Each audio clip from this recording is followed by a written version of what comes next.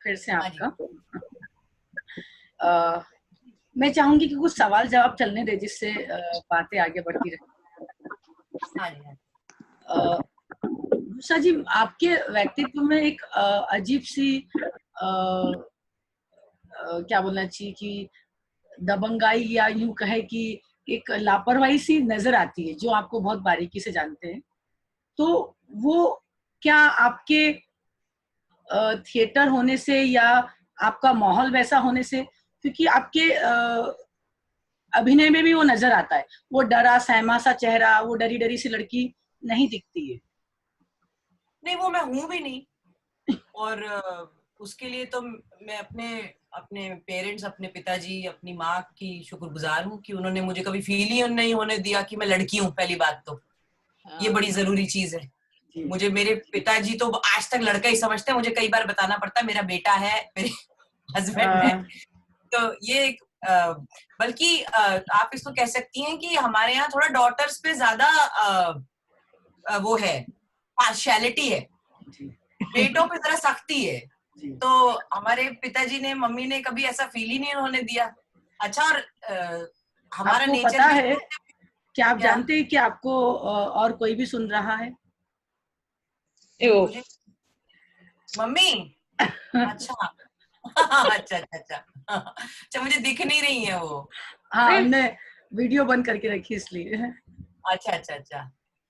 बहरहाल मेरी माता जी सुन रही हैं तो नहीं, सीधी सी बात है, मम्मी पापा ने कभी ऐसा फील ही नहीं करा है कि तुम लड़की हो। तो मैं आपको ईमानदारी वाली बात बता रही हूँ, मैंने जीवन में कभी लाइफ में खाना नहीं बनाया था। मुझे ये क्वारंटाइन में बनाना पड़ गया पहली बार। मुझे आता भी नहीं था, मुझे चावल बनाने नहीं आते, मुझे दाल बनानी नहीं आती। अच्छा, जैसे मेरे मम्मी पापा वैसे ही मेरे हस्बैंड, कभी उन्होंने जोर नहीं दिया कि तुम खाना बनाओगी और मेरे घर में मेरी वाइफ खाना बना के दे। और वो तो कहते हैं मुझे खाना दे दो, मुझे कच्चा ही दे दो। वो इतने, वो हॉस्टल से पढ़े हुए हैं, उनके कोई नखरे नहीं है, वो बहुत एडजस्टिंग है। उनको कोई, मेरी कुक है जो नाश्ता लंच और डिनर बनाती है, क्योंकि पहली बात तो मुझे आता नहीं, और दूसरी बात मैं काम करने अगर जाती हूँ, अगर मैं शूटिंग पर जा रही हूँ और अगर जी, मैं आउटडोर पर हूँ, जी, तो मैं कहाँ से बनाऊंगी? बिल्कुल तो सही। वो तो, और मेरी माँ ने कभी नहीं मुझे जबरदस्ती की चलो किचन में और सीखो ये सब, कुछ नहीं। अब इनको ही फोन कर करके पूछती हूँ खिचड़ी कैसे बनती है, मुझे दाल कैसी लगती है क्या। अब जी, मैंने सीखा है। आप बताइए, 42 साल की उम्र में मैं पहली बार किचन में 24 घंटे मतलब मैं गई हूँ, वेरी कभी नहीं गुड। किया था मैंने। ये भी एक लेसन है। हाँ, वो बात अलग होती, केक बना लिया शौक में, कोई गाजर का हलवा बना लिया और वो सब, वो तो एक अलग चीज होती है। पर प्रॉपर खाना खाना जो होता है ना, जैसे 3 टाइम का जो गृहिणियां माएं बना कर देती हैं, वो मैंने पहली बार किया है। अ, पहली बार आपने कोई परफॉर्मेंस या कोई स्टेज या कोई लाइंस की होगी, वो बताएं। या क्या अ, आपने मजाक में, या बचपन से आप कांच के सामने खड़े होकर, मिरर के सामने खड़े होकर एक्टिंग करती थी, या मम्मी की साड़ी पहन के घूमती थी? क्या क्या था बचपन नहीं, दूसरा का? आप, मैं तो बचती थी कि मुझे कोई स्कूल में कोई प्ले हो या कुछ हो। हमारे स्कूल में क्या होता था कि सुबह प्रार्थना के बाद एक, मैं सरदार पटेल विद्यालय से हूँ दिल्ली में, तो हमारे स्कूल का एक नियम था कि सुबह पीटी के बाद, प्रार्थना के बाद एक संदेश दिया जाता था, एक जी। मैसेज बच्चों को। और वो तो हर एक एक एक बच्चे की जिम्मेदारी होती थी। हमारे बड़ा सा ऑडिटोरियम था हमारे स्कूल का, तो उनकी बच्चे को दिया जाता था कि अब जाइए स्टेज पे, आप ये पढ़ के आप बच्चों को संदेश दीजिए, सारी टीचर्स को। और एक बार मैंने पढ़ दिया था वो, तो मेरे सर और मेरी मैडम इतने मुतासिर हो गए थे कि वो हर बार मुझे ढूंढते थे। आप यकीन मानिए, मुझे और मेरी फ्रेंड्स अभी भी हंसती हैं, एक बार मेरे सर मुझे ढूंढ रहे थे, हाथ में पर्चा लिया, और मैंने उनको देख लिया कि ये मुझे ढूंढ रहा है। मैं बड़ी कॉन्शियस होती थी, मैं कहा क्या है, मेरे को 1000 बच्चों के सामने जाकर स्टेज पे बोलना पड़ेगा, मुझे नहीं। मैं सीटों के बीच में छुप गई, वो मुझे ढूंढ नहीं पाए।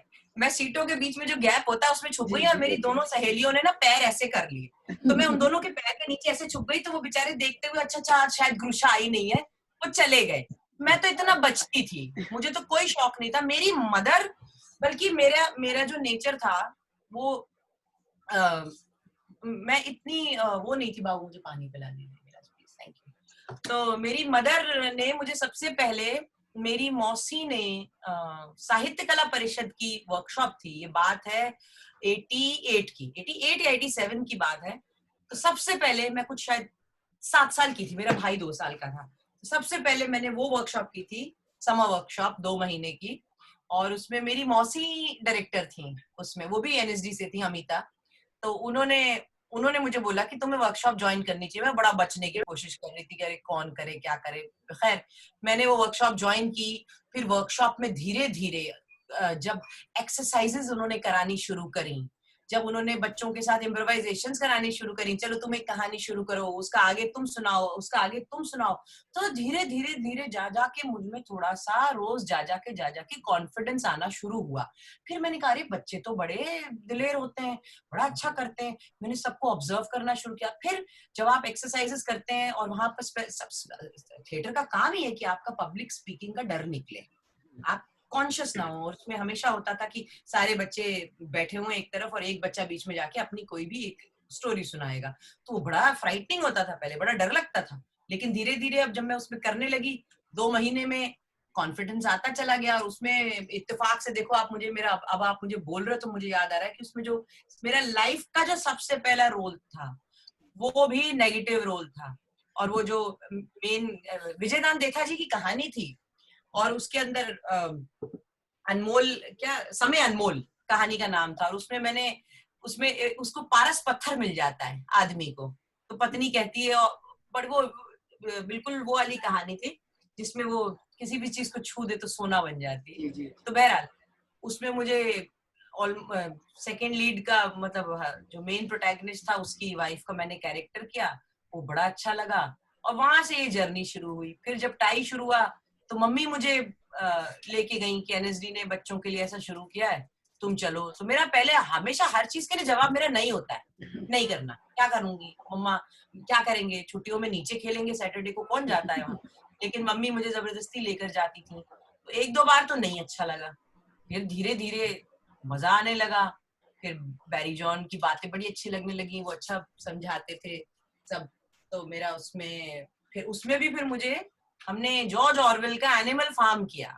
और एनिमल फार्म में मुझे, आप ये देखिए मैं कितने साल की थी, 90 की बात है ये, आज से कितने साल हो गए मुझे तो हिसाब भी नहीं है। तो मैं मुश्किल से 10 या 12 साल की थी और मुझे नेपोलियन का कैरेक्टर मिला उसमें, जो जॉर्ज ऑरवेल की नॉवेल में सबसे बड़ा कैरेक्टर है, विलन, वो किया मैंने। तो उससे धीरे धीरे थिएटर से और इतनी सारी वर्कशॉप्स जो होती हैं, ऐसा कॉन्फिडेंस उससे मिलता है कि फिर आप अपने अंदर से थोड़ा सा ना निडर हो जाते हैं आप। तो कॉन्शियसनेस आपकी चली जाती है, आप कॉन्शियस नहीं रहते हैं। Thank you. किसी को कोई सवाल पूछना है? गीता जी, हाँ सर। ये गीता जी, मैम नमस्कार।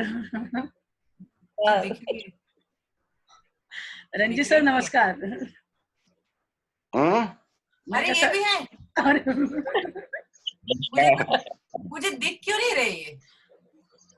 मैं बहुत बुरी हालत में हूँ मैं, तो इसलिए मैं दिखाना नहीं चाहता हूँ अपने आप को। ये तो बिल्कुल फिल्मों की हीरोइन की तरह बिहेव कर रहे हैं कि अब मैं अपनी वो छवि नहीं बिगाड़ना चाहती हूँ पब्लिक लाइफ में आके, मैं चाहती हूँ वो भ्रम बना रहे।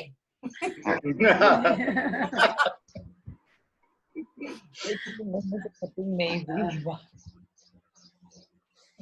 हाँ जी।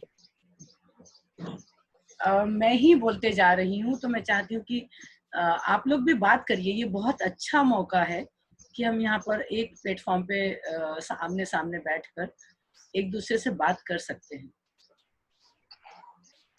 करिए त्रिशा जी, जी ये जो क्वारंटाइन के दौर में समझ लीजिए, या जो भी वक्त आया, दौर आया, बुरा समय आया है, इस समय जो डिप्रेशन में लोग जा रहे हैं, पर्टिकुलरली आर्टिस्ट, क्योंकि हम बहुत इमोशनल होते, सेंटी रहते हैं, जबकि हमें बहुत मजबूत रहना चाहिए, हमें इनसिक्योर फील नहीं होना चाहिए। पर क्या वजह है और क्यों, कुछ तो बताइए कि इससे हटे लोग। काम मिलेगा, आएगा, अच्छा वक्त आएगा, खूब काम करेंगे।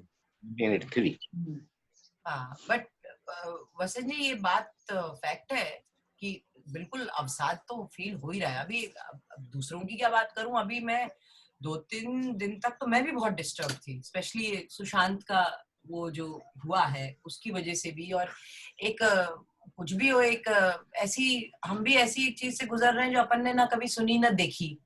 और जिस हिसाब से सबसे ज्यादा अगर आप ये देखें तो ये सबसे ज्यादा इंडस्ट्री को ही अफेक्ट कर रही है। उसके 2-3 कारण हैं। एक ये कि इंडस्ट्री को कभी इंडस्ट्री का दर्जा दिया नहीं गया, ठीक है ना, जबकि वो उसका इतना योगदान होता है उसकी तरफ से भी। दूसरा, कलाकारों को, चाहे वो थिएटर के हो, चाहे वो फिल्म के हो, चाहे वो सिनेमा के हो, अपने सीरियल्स के हो, कोई भी कलाकार हो, उसको बिल्कुल नॉन एसेंशियल कमोडिटी में डाला जाता है।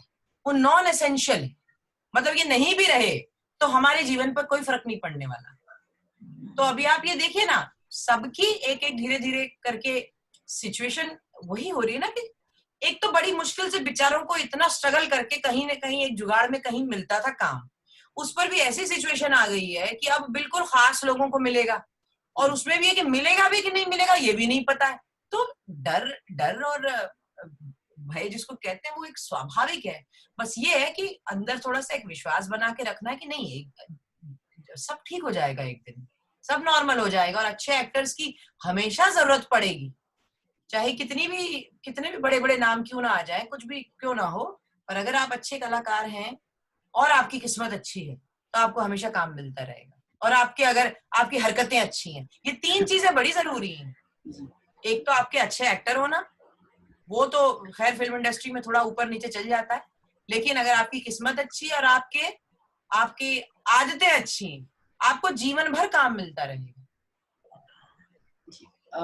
जितना भी आपको सुन पा रही हूँ उससे ये लगता है कि आपने और अभिनेत्रियों की तरह अप्रोच नहीं की, या उन अभिनेत्रियों की तरह अभिनय की भूख के लिए वो सब कुछ नहीं सहा जो सहना चाहिए।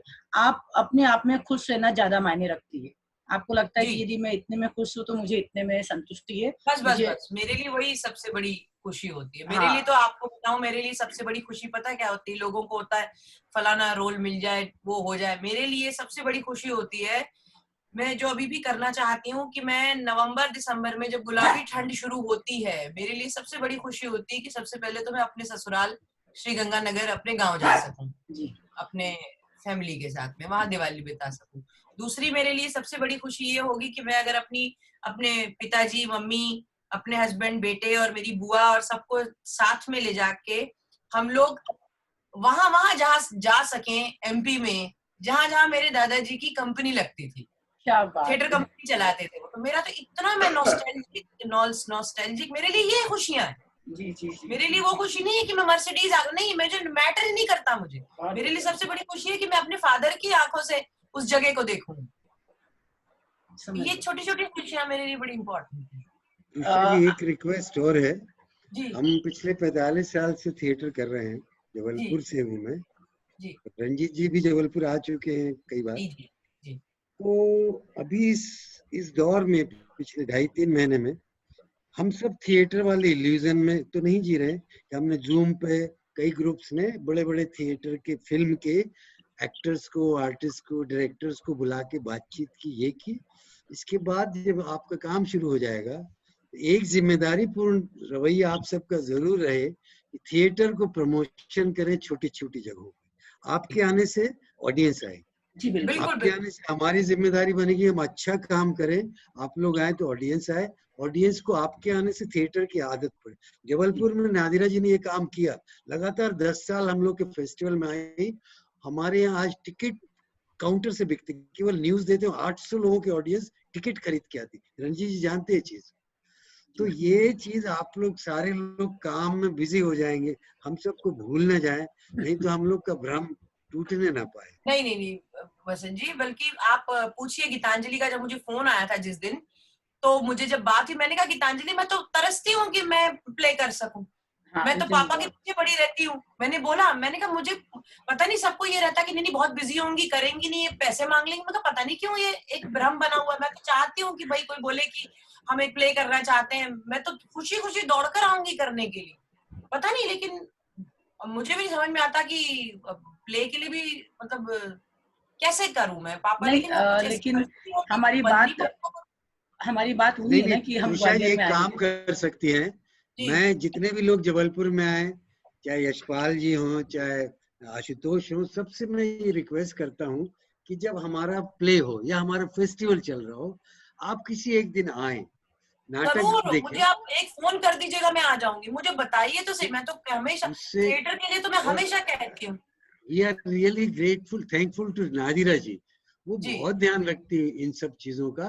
और जी जैसे रंजीत जी भी, वो आके रुके रहे, मालूम नहीं हम हैं, हमारे आपके आने से ना हम लोग को संबल मिलता है, हम जी। आर्टिस्ट को तो मिल। वसंत जी की अरे आवाज अरे सर सर सर आपकी तरफ से अनम्यूट हो गया। आवाज म्यूट हो गई हाँ आपकी। सॉरी, म्यूट हो गया। फिल्म वाले हैं और जी थिएटर से फिल्म में गए हैं, वो थिएटर को इज्जत देते हैं, तो जी थिएटर के दर्शकों को इज्जत देते हैं, तो वो थिएटर के दर्शक परमानेंट बनते हैं, जी हमेशा नाटक देखते हैं। जी। मुझे तो इसके जब बाद जब तो बुलाएंगे मैं आऊंगी। इसके बाद तो रंगमंच पे भी बहुत अंतर आएगा, और बहुत चीजों को फिर से इकट्ठा करना और पहले जैसा कर पाना, अभी इसके लिए समय नहीं लगेगा। नहीं आएगा गीतांजलि, अभी देखो जब ये ओपन हुआ ना लॉकडाउन, कैसी घुड़दौड़ मची, कैसे दौड़े, ऑडिटोरियम खुल तो जाए, ऐसी भीड़ आएगी, देख चले ना। हाँ नहीं, ये बाजू वाली बात तो सीट पे, फैक्ट है। और बाजू वाली ये सीट पे रुमाल रख देंगे कि हाँ सोशल डिस्टेंसिंग की। सही बात है बिल्कुल, क्योंकि लोग तरस तरस कितने रहे हैं लोग, घर से निकलने के लिए। अब हो ये गया। हिंदुस्तानी मानसिकता है, यहाँ जितने जल्दी डिप्रेशन आते है उतनी जल्दी उमंग आ जाती हाँ सही बात बिल्कुल, हम हिंदुस्तानी बहुत छोटी छोटी चीजों में खुश हो जाते हैं। जी है। हमारा एक लॉकडाउन फटाका नहीं लॉकडाउन का फूटेगा, नाम। जी बचपन में हम देखे एक फटाका नहीं फूटा दुखी हो जाते रहे, और एक फुलझड़ी जल्दी जल जाए तो खुशी से हो। ये हम लोग हैं। करेक्ट। गुरुशा, जी एक एक बात मैं पूछना चाहती हूँ कि उत्सुकता है कि हाँ जी जैसे बहुत अपनी सारे हमारे फील्ड में लोग अपना बहुत ही नीचे से उठ करके स्ट्रगल करके आगे आते हैं, और जी फिर कहीं जा करके उनका मतलब अपना लोग उनको पहचाने, तो बहुत वक्त लग जाता है।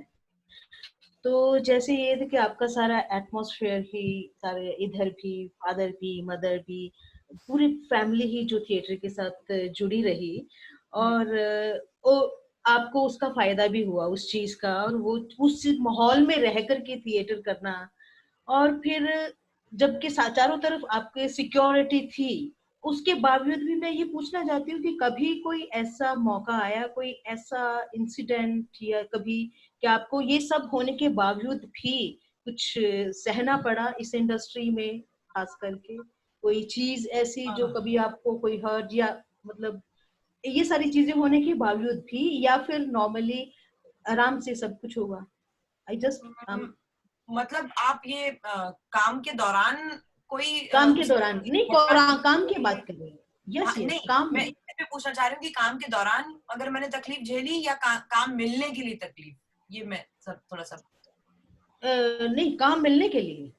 नहीं, काम मिलने के लिए तो मुझे आज तक कभी कोई टचवुड, इसमें तो मैं अपने आप को भाग्यशाली मानूंगी। और इसलिए नहीं कि मैं रंजीत जी की डॉटर हूँ इसलिए मुझे कोई फिल्म में लेता है और इसलिए मुझे कोई सीरियल में लेता है, इसलिए नहीं होता, ऐसा कभी नहीं हुआ।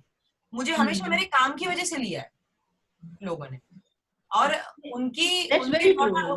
जी, और उनकी डॉटर होके अगर मैं काम खराब करूंगी तो और थू होती मेरी, ना सिर्फ मेरी थू होती और रंजीत जी की भी थू होती कि ये क्या एग्जैक्टली औलाद पैदा एग्जैक्टली। की है इन्होंने। तो या उनके कारण जी, तो उनके कारण मुझे वीजा नहीं मिला कभी। हाँ, एक्सपेक्टेशन जरूर हाई होती है कि भाई उनकी बेटी है तो थोड़ा बहुत तो ठीक कर देगी, है ना। वो बहुत बात अलग है बढ़िया। कि मैं अपनी पूरी पूरी ईमानदारी से और मैं बड़े अच्छे से करती हूँ। और मैंने हमेशा एक चीज जो नोटिस की है, मैं ज्यादातर जब भी कभी किसी सीरियल का हिस्सा बनी हूँ या फिल्म का हिस्सा बनी हूँ, या तो मेरी एंट्री बड़ी हम्बल हुई है उसके अंदर। मान लीजिए एक एग्जांपल देती हूँ आपको, जैसे कहता है दिल, मैंने एक शो किया था, एंट्री मेरी ऐसी हुई थी कि मुश्किल से 10 एपिसोड का, वो यूटीवी ने कहा था 10 एपिसोड का आपका कैमियो का वो है तो कर लीजिएगा ये। अब वो 3.5 साल मुझे नहीं छोड़ा उन्होंने, वो इतना काम की वजह से, क्योंकि मेरा कैरेक्टर ललिता देवी का जो उसमें कैरेक्टर था वो मैंने ऐसा उसको कॉमिक वैम्प बना दिया तो लोग इतना पसंद करने लगे। तो मेरे काम की वजह से मुझे हमेशा लोगों ने लिया है, और मेरे प्रोफेशनलिज्म की वजह से, क्योंकि मैं अगर आप मुझे 9 बजे का कॉल टाइम देंगे तो मैं 8:30 बजे सेट पर आती हूँ। मुझे कहा जाता है मैम थोड़ा लेट आया कीजिए, क्योंकि आप जब आती हैं हमारी वैनिटी ऑन नहीं होती है, हमारे बिजली वाले नहीं आए होते हैं, 8 सवा 8 में सेट पे पहुंच जाती हूँ, तो उनको होता अभी मेकअप पेन भी नहीं आया, अभी आप थोड़ा आराम से आइए। आप आ जाती हैं तो हम पे प्रेशर हो जाता है सेट पे, तो मुझे सबसे लास्ट में बुलाया जाता है और मुझे ये कहा जाता है आपको हम बताएंगे आपको फोन करके आपको होटल से कब बाहर निकलना है। ये मेरी दोनों फिल्म्स के साथ हुआ है, ये मेरे हर शो के साथ हमेशा अभी ये होता है। अभी भी जो मैं शूट करके आई हूँ फिल्म पंजाब में, वहां पर भी होता था जब हम आपको बोले आप तब निकलिएगा, क्योंकि सब आप सबसे पहले सेट पर आ जाती हैं, आप सबसे पहले स्टूडियो में आ जाती हैं। और दूसरी चीज ये है कि थोड़ी बहुत दिक्कतें जो आपकी एक आती हैं काम के दौरान, किसी से ना इत्तेफाकी हो गई, किसी के साथ आपकी बनी नहीं, वो ईश्वर की दया से मेरे को कभी हुआ नहीं, लेकिन अगर हुआ है तो मैंने बड़े अच्छे से उसको टैकल कर लिया है। तो उस हिसाब से तो मैं सच में आपको बोलूंगी कि मेरे पास एक शब्द नहीं है जिसमें मैं शिकायत कर सकूं। क्योंकि मैंने पूछा भी शायद इसलिए भी क्योंकि बहुत अच्छे एक्टर भी ऐसे हैं, बहुत ही अच्छे एक्टर फिल्म इंडस्ट्री में भी, और जो बहुत स्ट्रगल करके आगे बढ़े हैं अभी, इवन अच्छे एक्टर होने के बावजूद भी उनकी लाइफ में बहुत सारी चीजें ऐसी आई। That's what I was asking कि ऐसा आपको नहीं, बट वो डिपेंड करता है कि वो क्या उनके साथ क्या हुआ, मतलब जीवन में। जैसे कि अब जैसे मीटू वाली जो घटना थी है ना, अब उसमें कितनी महिलाओं के साथ ये चीज हुई है, ठीक है, लेकिन अब आप उसको अब उन दिनों जब मुझे पूछ रहे थे तो मुझे हो रहा था यार मैं क्या नकली स्टोरी बना दूं, क्या मेरे साथ हुआ ही नहीं, मैं क्या करूं। तो मुझे थोड़े दिनों बाद मुझे गिल्ट फील होने लगा कि यार मेरे साथ क्यों नहीं हुआ कि मैं उसको शेयर कर सकूं। नहीं एग्जैक्टली नहीं हुआ मेरे साथ, अब नहीं हुआ तो नहीं हुआ। तो मैं अब जब मैं ये नहीं कहती कि ये इंडस्ट्री में नहीं है, ऑफ कोर्स है, 100% 100% है, लेकिन मेरे साथ नहीं हुआ। हाँ, even like whether it is a film industry or a theater industry, कई जगह कई लोगों के साथ I mean, जैसे मैं भी ये कहती हूँ कि ऐसा होता नहीं है, मुझे नहीं लगता कि हुआ या क्यों होता है, किस लिए होता है। तो मेरा एक्चुअली ये वाला क्वेश्चन वो पूछने का नहीं था, मैंने कही जैसे काम मिल भी गया तो एक इनसिक्योरिटी रहती ना, पता नहीं अगला काम मिलना है कि नहीं। नहीं देखिए वो तो किसी के में भी स्वाभाविक है, और वो ज्यादा तब अभी अब मेरे में थोड़ा बहुत इसलिए होने लगा है क्योंकि अब मुझे सिर्फ अच्छा काम करना है हरविंदर जी।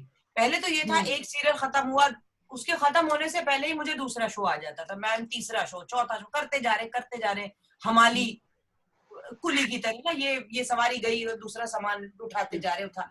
अब जब से मैं, क्योंकि ये वेब सीरीज और फिल्में अब इतना अच्छा काम होने लगा है और मुझे इतने अच्छे रोल्स मिले करने को, अब मुझे थोड़ा सा अंदर से एक वो होने लगा है कि नहीं यार अब मैं करूं तो अच्छा ही काम करूं। अब मेरे को मन नहीं है सिर्फ कि पैसा अब सिर्फ मोटिवेशन नहीं रहा कि मैं सिर्फ इसलिए सीरियल्स करूं। अभी होता है कि नहीं, अब फिल्म्स में इतने अच्छे कैरेक्टर्स मिल रहे हैं, अब यही मिलते रहे, तो वो डेफिनेटली मन में आता है कि वो अब ये जो शुरू हुआ है, अब ये चलता रहे ये सिलसिला ना, उसमें ना हो कुछ मतलब अड़चन ना आए, वो जरूर होता है। बट अब वो भी ईश्वर के हाथ में, उसको देना होगा तो देगा, नहीं देना होगा तो नहीं देगा। Great, thank you so much. Thank you. आपके व्यक्तित्व की चमक आपके चेहरे पे नजर आती है। अच्छा। नहीं होता है, मैं आपको सीरियल से खैर नहीं देखती हूँ, लेकिन जितना भी देखा पढ़ा, आपके अंदर वो लापरवाही और एक वो बिंदासपना जो है वो है, वो आपकी बातों में भी है, आपके व्यक्तित्व में भी। आप संतुष्ट है, इसलिए आप इतना सब कह पा रही हैं। हाँ, ये बात आपने बिल्कुल सही बोली। संतुष्टि जो है, मुझे लगता है वो शायद 10 साल पहले मेरे फेस पे आपको ना दिखती, लेकिन अब जैसे जैसे हमारी एज होती है, हमारे सक्सेस के मापदंड भी चेंज होते जाते हैं। हमें किस चीज से खुशी मिलती है उसकी परिभाषा भी चेंज होती जाती है। अब इसमें बड़ी खुशी मिल जाती है कि बच्चों के साथ घूमने का टाइम मिला, ये अब बहुत बड़ी खुशी लगी, और बड़ा मजा आया। पहले वो अगर जब आप यंग होते हो तो आपको होता है इसमें क्या है, ये क्या इतने खुश हो रहे हैं, मतलब तब आप दूसरों को देख के हंसते हो। अब आपको होता है कि अबे नहीं यार, ये सच में बहुत खुशी वाली बात है, सच में ये है छोटी छोटी खुशियां। बच्चों के साथ, अपने हस्बैंड के साथ आप वेकेशन मनाया है, अपने मम्मी पापा के साथ गाँव हुआ है, वहां हुआ, ये है, ये अब खुशियां देती है, ये सेटिस्फेक्शन इससे मिलता है। ग्रेट। सच में आप मतलब आपकी बातें सुनने के बाद लग रहा है कि ये बातें यूं ही लंबी चलती रहे और बहुत सारी बातें खुल के आएंगी, ऐसा नहीं कि नहीं आएगी। एक मिनट दादा कुछ पूछ रहे हैं आप? नहीं, जैन भाई का फोन आया, फोन पे है। ओम जी कहाँ चले गए? वो ऑफिस में रहते हैं तो वो एक ही सेशन अटेंड करते हैं, अच्छा, सेकंड में गायब हो जाते हैं। तब तक सबको नमस्ते बुला लेते हैं। सबको नमस्कार। रंजीत भाई नमस्कार, दिशा जी नमस्कार, नमस्ते जी। कादर भाई नमस्कार, नमस्कार। सबको नमस्कार नमस्कार। मैंने कहा बुलाया नहीं था, मैं रंजीत लेट हो जाती। भाई, रंजीत सर नमस्कार। बोली भाई। नमस्कार। रंजीत भाई नमस्कार। भाभी नमस्कार। नमस्ते जी। मैं वही बोल रही थी गीतांजलि को, मैंने कहा सबको देखकर इतना अच्छा लग रहा है कि अकेले अकेले पड़े हुए हैं ना सब लोग। हाँ आज हमारे ये भीड़ में इतना अच्छा लग रहा है, ऐसा लग रहा है हम सब लोकल में ठुसे हुए हैं नहीं, एकदम। एक्चुअल में क्या है कि हमारे इस मंच के जो सितारे हैं ना, वो जब चमकते हैं तो अपने आप सब चारों ओर हम लोगों को रोशनी हो जाती है। अनूप सर डेली आते हैं, बसंत सर और जयंत सर का तो खैर उनके कंधों पे ये जवाबदारी है ही कि आपको जी। ये साथ में ही रहना है। तो ये लोग इतने काम किए हुए हैं और इन लोगों का दायरा इतना बड़ा है कि कोई न कोई कहीं से भी आए टकराता ही है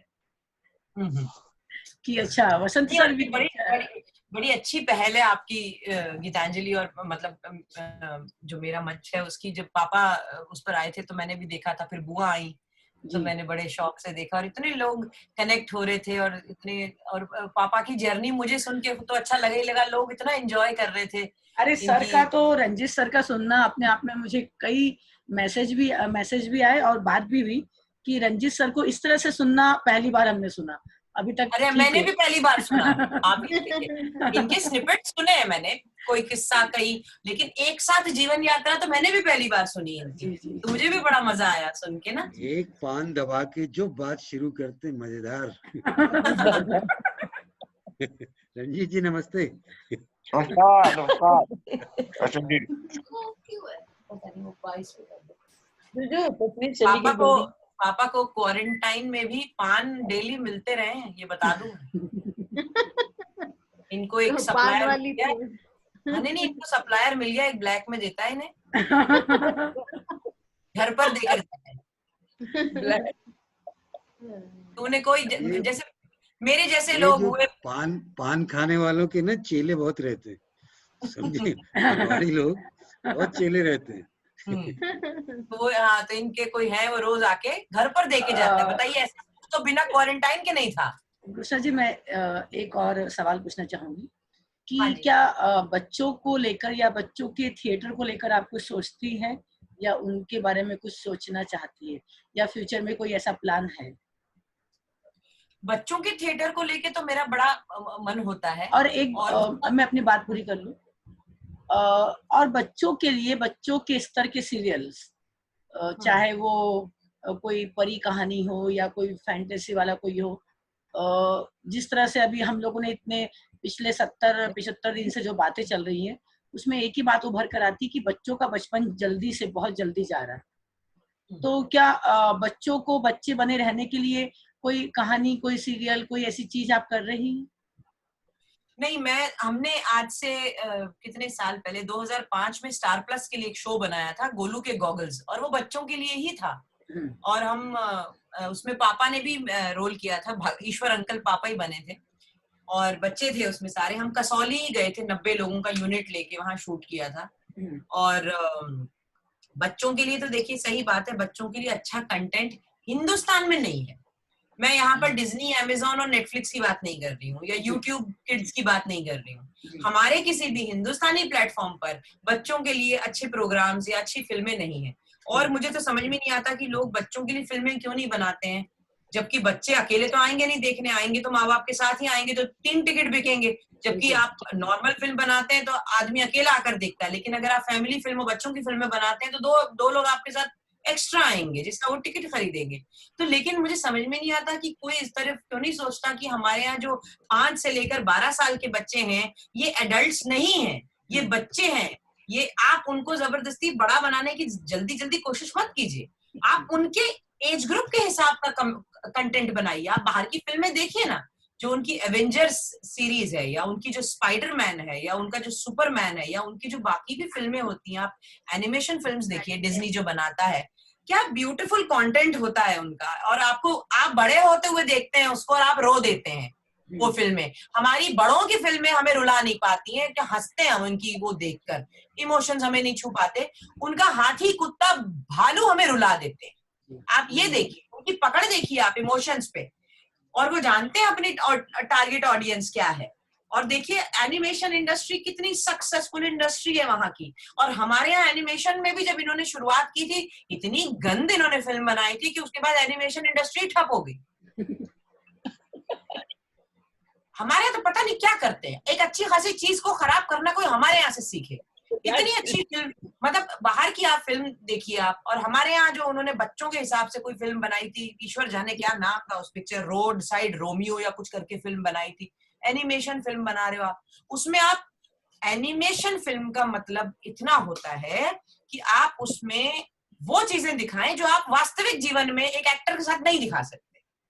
एनिमेशन का, वरना आप एनिमेशन क्यों कर रहे हैं?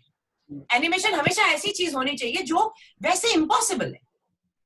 एक एक्टर के साथ उसको कर पाना या एक नॉर्मल सर्कमस्टेंसेस में उसे कर पाना इम्पॉसिबल है। इसलिए मैं एनिमेशन का यूज कर रहा हूँ, जहां मेरा कुत्ता बोल रहा है, जहां पंछी बात कर रहे हैं, जहां गाड़ियां एक दूसरे से बात कर रही हैं, ये है। आप इसके अंदर, आप यहाँ हिंदुस्तान में एनिमेशन फिल्म बनती है, उसमें आप कुत्ता है एक, वो रोड साइड रोमियो है या जो भी है वो, और वो बातें और भाषा वही कर रहा है जो शाहरुख खान बोलते हैं। तो फिर मैं 200 रुपए देकर मैं शाहरुख खान को देखूंगी ना, मैं शाहरुख खान का कुत्ता क्यों देखूंगी? सही। मतलब बड़ी लॉजिकल सी बात है, क्यों देखेगा? जब तक आप ऐसा कंटेंट नहीं बनाएंगे, जब तक आप अच्छी स्क्रिप्ट्स नहीं, आपको एनिमेशन फिल्म्स को और सीरियसली लेना पड़ेगा। नॉर्मल लोगों की फिल्मों से ज्यादा सीरियसली लेना पड़ेगा। जज्जी हूँ। लेकिन ले कहाँ से? ब्रेन्स भी तो चाहिए ना, चक्कर तो वही। और हमारी ऑडियंस को तो सबसे ज्यादा बेवकूफ ऑडियंस समझाता जाता है दुनिया की, कि इन्हें तो कुछ भी चिपका दो, ये देख लेंगे और पसंद करेंगे। बट अब वो नहीं, अब टाइम चेंज हो रहा है। दूसरा जी, आप सास बहू के सीरियल्स पे कुछ बोलना चाहेंगे? अरे यार वो क्या बोलना चाहूँ, मैं तो घर ही उससे खरीदा, तो मैं क्या बोलूं? तो उससे तो बुराई तो नहीं करूंगी मैं, हाँ, लेकिन टीवी करती हूँ, देखती नहीं। अरे बाप रे। सिंपल सी है। अभी क्या है ना, हर एक की एक ऑडियंस डिफरेंट हो गई है। फिल्म्स ये कैटेगरी देखने जाती है, टीवी सीरियल्स ये कैटेगरी देखती है, और वेब ये कैटेगरी देखती है। बड़ी, आप ये मत समझिए कि जो बनाने वाले उन्हें पता नहीं है कि वो क्या बना रहे हैं और किसके लिए बना रहे हैं। वो बहुत समझदार हैं, उन्हें अच्छे से पता है हम किसके लिए बना रहे हैं और क्या बना रहे हैं। हमारी इकोनॉमिक जो कंडीशंस होती हैं, जब वो बदलती हैं तो हमारा कंटेंट भी बदलता है। एक टाइम पे हमको एंग्री यंग मैन बहुत अच्छा लगता था। जैसे जैसे दौर बदला, इकोनॉमिक कंडीशंस बदली देश की, लोगों को वो आउटडेटेड लगने लगा। लोगों ने कहा अपने सीधे रोमांस पे आ जाओ, एंग्स्ट बहुत हो गई, गुस्सा बहुत हो गया, अब रोमांस पे आते हैं, क्योंकि अब हम इकोनॉमिकली फल फूल रहे हैं, हमारी समस्याएं चेंज हो गई हैं, अब हमारी समस्याएं कुछ और आ गई हैं। तो वैसे ही अब जब टीवी पहले कुछ पढ़े लिखे लोगों के घरों में होता था, तो दूरदर्शन का कंटेंट देखिए आप, उसमें प्रेमचंद की कहानियां आती थी, उसमें गुलजार काम करते थे, उसमें पुरी साहब दिखते थे, इरफान दिखते थे, इतने बड़े बड़े नाम दिखते थे। लेकिन जैसे जैसे इकोनॉमिकल अपना डेवलपमेंट आया, तो टीवी हर घर में आ गया। टीवी वो कुछ एक आध पढ़े लिखों के घर के बजाय हर एक के घर में आ गया, तो टीवी की एक्सेस सबके पास हो गई। और फिर एक पॉइंट ये आ गया कि ज्यादा पढ़े लिखे लोग अब टीवी देखना छोड़ चुके हैं। मुझे तो याद भी नहीं आता मैंने टीवी कब देखा लास्ट। सही कह रही हैं। मैं अपने लैपटॉप पे नेटफ्लिक्स या अमेजोन या एप्पल टीवी या वो देखती हूँ। मुझे तो नहीं याद आता। हाँ, न्यूज, कोई ब्रेकिंग न्यूज, सडनली मेरी मदर का फोन आता, अरे टीवी लगाओ, अरे क्या हो गया, लगाओ लगाओ, लगाया, अच्छा ओके, अच्छा देखा, फॉलो किया एक दिन, हाँ चलिए ठीक है, फिर बंद कर दिया। तो कहाँ समझदार लोग कहाँ टीवी देखते हैं। अब टीवी भी जो है वो भी क्लास वाइज हो गया। यहाँ पर भी क्लासेस आ गई, सिर्फ समाज में ही नहीं, हमारे टीवी में भी, हमारे रिश्तों में भी, हर जगह हमारे जो ये क्लास का जो डिवाइड है वो आ गया। तो उस हिसाब से कंटेंट बनता है। अब मेरी बाई टीवी देखती है, समझा? अब मेरी बाई के यहाँ 2 टीवी हैं, एक टीवी उसके नीचे, एक टीवी उसके ऊपर, तो वो देखती है। तो अब उसके इंटेलेक्ट के हिसाब से कंटेंट बनता है। वो कुछ चीजें ठूसी जाती हैं जो कहीं ना कहीं नुकसान भी हो रहा है। नहीं तो, लेकिन वो अब आपसे इमेजिन नहीं, अब वो आपसे नहीं एक्सपेक्ट करते टीवी देखना। मेरा और आपका ओपिनियन मैटर नहीं करता, क्योंकि हम उनकी ऑडियंस नहीं है। जैसे हम कुछ लोगों के वोटर नहीं है, तो हमारा ओपिनियन कभी नहीं मैटर करेगा। ओपिनियन हमेशा उनका मैटर करेगा जो मेजॉरिटी में। बहुत बढ़िया। मैं वापस से अपने सवाल पे आना चाहूंगी। बच्चों को या बच्चों के थिएटर को लेकर आप कुछ सोच रहे हैं? नहीं, मैं बच्चों के लिए तो मैंने ऐसे पर्टिकुलरली नहीं सोचा, लेकिन मैं जरूर एक चीज मैं जरूर चाहती हूँ, और मैं उसमें आप सबका फिर हेल्प लेना चाहूंगी। मैं चाहती हूँ कि मैं अपने फादर के साथ एक थिएटर की मैं एक इंस्टीट्यूट खोलना चाहती हूँ, जिसपे मेरा डिस्कशन भी चल रहा है। मैं चाहती हूँ जहाँ पर पिताजी हैं और जितने भी हमारे आप सब गुरुजन हैं, जितने भी उसमें जो फैकल्टी भी हो, वो आए, वहाँ क्लासेस लें, 3-3 महीने की वर्कशॉप्स करें हम एक बैच के साथ में, और उनके साथ हम फिर 6 महीने पे प्रोडक्शन करें। तो उसमें मैं चाहती हूँ कि उसमें भी बहुत हम ऐसे भी कर सकते हैं उसमें कि कुछ बच्चों की वर्कशॉप्स हों, 2 महीने बच्चों के साथ हम थिएटर करें, और फिर बाद में हम बड़ों के साथ में करें। तो मैं इस पे काम भी कर रही हूँ, मेरा बड़ा ड्रीम है करने का। कि मैंने वो जयंत में इसका एक प्रोजेक्ट बनाया था जबलपुर में। हाँ, हम लोग करीब 1 हफ्ते साथ में बैठे थे, और वो प्रोजेक्ट तो हमने वो भी, मगर उसको एग्जीक्यूशन नहीं हो पाया। बहुत सारे प्रॉब्लम्स थे, बट हमारे पास वो प्रोजेक्ट बना हुआ रखा। अरे तो मैं आपसे हेल्प लूंगी फिर। मुझे इंफ्रास्ट्रक्चर की हेल्प दीजिए। तो हमने मिलके बनाया। जयंत भाई। हाँ जी जी। तो जयंत याद है ना? जयंत हाँ याद है। हाँ पूरा बैठ के हम लोग ने उसको विजिट भी कराया था। अच्छा, बस मैं उसको, बसंत जी, मैं उसको पहाड़ों में करना चाहती हूँ। रीजन एक, मुझे और मेरे पापा को गर्मी से बहुत डर लगता है, बहुत घबराती है हम लोग गर्मी से। और दूसरा क्या है, आप जब पहाड़ों में जाते हैं आप अपने आप बड़े खुश से हो जाते हैं, बड़ा अच्छा, हाँ बड़ा मन करता है ये सब थिएटर और वो सब करने का। तो मैं चाहती हूँ हिमाचल और उत्तराखंड जगह, इस तरह की जगह में वहां पर करें। और मैं अभी, मेरी उस दिन वीके अंकल से भी बात हो रही थी, तो वो कह रहे थे अरे मेरा तो खुद मन है, तू बता कब शुरू करना है, करते हैं इसको मिलके। मैं कहा बस बड़ी सारी चीजें ली हैं, बस एक बार लॉकडाउन खुल जाए तो थोड़ा सा उसको करें, फिर आगे एग्जीक्यूट करें उन सब चीजों को। वाकई में बहुत मजा आया आपके साथ बात करके, और मैं तो चाहती हूँ कि सीरियल्स और उसके कंटेंट पे लेके कभी एक बहस करी जाए, उस पे भी कुछ मुद्दों पे बात करी जाए। फिलहाल अभी हमारा समय खत्म हो रहा है, तो मैं त्रिशा जी, मालूम एक प्रोजेक्ट बनाओ फिल्म के लिए, ये जो छोटी छोटी जगहों पे थिएटर हो रहे हैं, वहाँ जो स्ट्रगल करके आप लोग के लिए रॉ मटेरियल हम लोग बनाते ना, उन फैक्ट्रीज पे कुछ बनाइए। तो मैं आपको थैंक यू करती हूँ, और हम सभी की, मुझे तो बहुत अच्छा लगा सबसे मिलके, अनूप जी, सभी की तरफ से आपको धन्यवाद करती हूँ। वसंत जी, हरविंदर जी, जयंत दादा, इतना पापा मम्मी को तो देखा ही नहीं मैंने। प्रतिमा आंटी, सबको आज इतने दिनों बाद देख के इतनी अच्छा लगा मुझे। Thank you Gitanjali. Thank you. हमसे बात करने के बाद सर से कनेक्ट कर लेना वापस से, और बात कर लेना। रंजीत सर से मेरी उनकी बातचीत बहुत कम होती है, बहुत, हम बस मैसेज पे 1-2